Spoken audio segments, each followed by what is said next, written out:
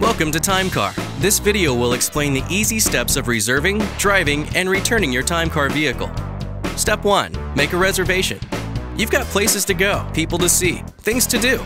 First, you need to reserve your TimeCar. To make your reservation, log on to timecar.com from your computer, mobile device, or call 1-855-4TimeCar. You'll receive an email once your reservation is confirmed. You're on your way to being mobile. Step 2. Drive. Go to the designated parking location for your reserved car. Hold your smart card, the green card you received in the mail, over the lower driver's side corner of the windshield for 2 to 3 seconds. The car will unlock and log you into the onboard computer. Before you begin your trip, please take the time to inspect your vehicle for any exterior or interior damage. If there is any damage, please fill out the car assessment report located in the TimeCar manual found inside the glove box.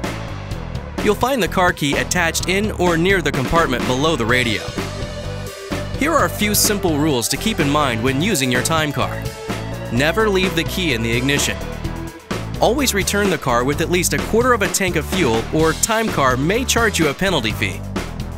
Never manually lock the car. Only use your smart card to lock and unlock the vehicle. Step 3. Return. Once your trip is complete, please return your TimeCar to the designated parking space. Remove the key and log out by swiping your card over the windshield. As you can see, TimeCar is as easy as reserve, drive, and return.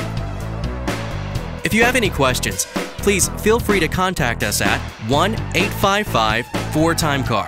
If you're a member at a location that provides the fuel card, please watch the refueling video that explains how to use the fuel card and gives you other useful refueling related information. Thanks for using TimeCar.